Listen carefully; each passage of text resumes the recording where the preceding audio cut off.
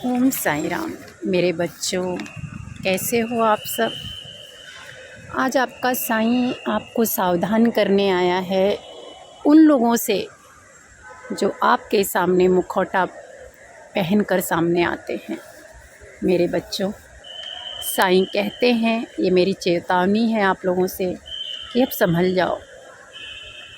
आने वाले कुछ दिन जो बदलाव से गुजरने वाला है, जिसके बारे में मैंने तुमको पहले ही आगाह किया था, पहले ही बताया था। हमारी पृथ्वी जब उस बदलाव से गुजरेगी तब सबके साथ अवश्य कुछ ना कुछ अवश्य होगा। मेरे बच्चों, वह समय आ गया है। अब तुम्हें उन लोगों से थोड़ी सी दूरी बनाकर रखनी होगी जो तुम्हारी अच्छाई नहीं देख सकते। ये संदेश मेरा तुम्हारा अच्छे के लिए है। मेरा ये इशारा है तुम्हारे लिए। हाँ, वही लोग, मैं उन्हीं लोगों की बातें कर रहा हूँ जो हमेशा दोराहे पर तुमको लाकर अकेला छोड़कर चले जाते हैं और तुम्हारे सामने अच्छाई का मुखौटा पहनकर सामने आते हैं, और फिर तुम उन्हीं के चक्कर में पड़ जाते हो, उनके बहकावे में आ जाते हो और अच्छी अच्छी बातें करने लगते हो। मेरे बच्चों, वो लोग आपको फंसा देते हैं।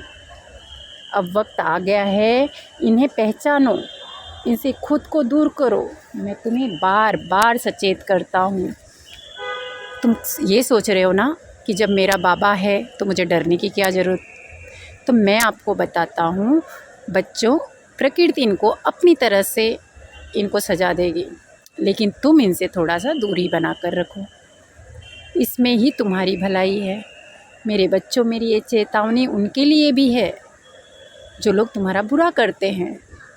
अगर वो अभी अपने आंखें बंद करके बैठे हैं ना, तो वह अगर अब वह नहीं जाग रहे तो उनको अपने कर्मों का फल तो ज़रूर भुगतना पड़ेगा। मेरे बच्चों, ये सप्ताह इन लोगों से ज़रा संभल कर चलना और ये कोशिश करना कि आपके द्वारा इनको कोई अपशब्द ना कहा जाए। किसी भी प्रकार से अपने मन को अशांत मत होने देना। मन को हमेशा शांत रखना। अपने मन को हो सके तो प्रभु के ध्यान में लगाना, मनन चिंतन में लगाना। मेरे बच्चों, नए युग की शुरुआत होने ही वाली है। जो जैसा बीज बोया है फल उसको वैसे ही मिलेगा। अगर हम अच्छाई का बीज बोते हैं तो हमें अच्छाई का दोगुना फल मिलता है, लेकिन अगर हम बुरे कर्म करते हैं, बुराई करते हैं, तो हमारे हाथ में कांटे ही मिलेंगे। मेरे बच्चों, आगे बढ़ो, अपना विशेष ध्यान रखना। गर्मी चल रही है तो पानी खूब पीना, और हाँ, मेरा प्रेम हमेशा तुम्हारे साथ है। और पता है, विनम्र बनो, क्योंकि विनम्रता जो होती है वो लोगों के दिल में उतर जाती है। तो मेरे बच्चों, किसी के सामने ऐसा नहीं कहता कि तुम झुको, लेकिन हाँ, जहाँ ज़रूरत पड़े वहाँ झुक जाओ। झुकने से कोई छोटा नहीं होता।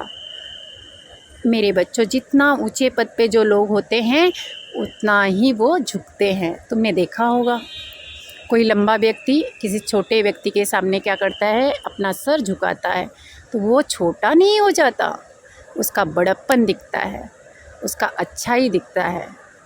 समझ जाओ, मैं आज तुमसे कुछ महत्वपूर्ण बातें कर रहा हूँ। हाँ, मैं यही कह रहा हूँ कि अगर तुम झुक जाओगे तो इसका ये मतलब नहीं कि सामने वाला व्यक्ति आपसे ज़्यादा ताकतवर है या आपसे ज़्यादा प्रभावशाली है। इसका सीधा अर्थ ये होता है कि तुम हार नहीं माने हो, तुम उसको हरा दिए हो, उसको झुका दिए हो अपने अच्छाई से, अपनी विनम्रता से। मेरे बच्चों, किसी के आगे अगर झुक जाओगे ना तो उससे आप और उसकी नज़र में आप बहुत महान बन जाओगे। तुम्हारे जन्म लेने से पहले भी ये दुनिया चल रही थी, तुम्हारे जाने के बाद भी ये दुनिया चलेगी, और तुम नहीं रहोगे ना इस दुनिया में तो भी चलते रहेगी। यानी कि अगर तुम किसी से बुराई मोल लेते हो तो उससे उसको कुछ फ़र्क नहीं पड़ेगा। इसलिए मैं ये कहता हूँ कि चिंता और चिंतन दो तरह के होते हैं। जब हम किसी के बारे में किसी से झगड़ा करते हैं, किसी से मन मुटाव करते हैं तो तकलीफ़ होती है, हमें भी होती है। तो हमारे मन में चिंता हो जाती है जो चिता के समान होती है। लेकिन अगर हम उसकी गलतियों को भुला करके आगे बढ़ते हैं तो चिंतन करने लगते हैं, जो कुंदन बन जाता है। तो मेरे बच्चों, चिंता चिंतन 2 तरह के होते हैं। अभी मैं आप लोगों को एक ये बात बताऊंगा कि कुछ ऐसा कर्म करो कि लोग तुम्हारे बारे में, तुम्हारे जाने के बाद भी तुमको याद करें।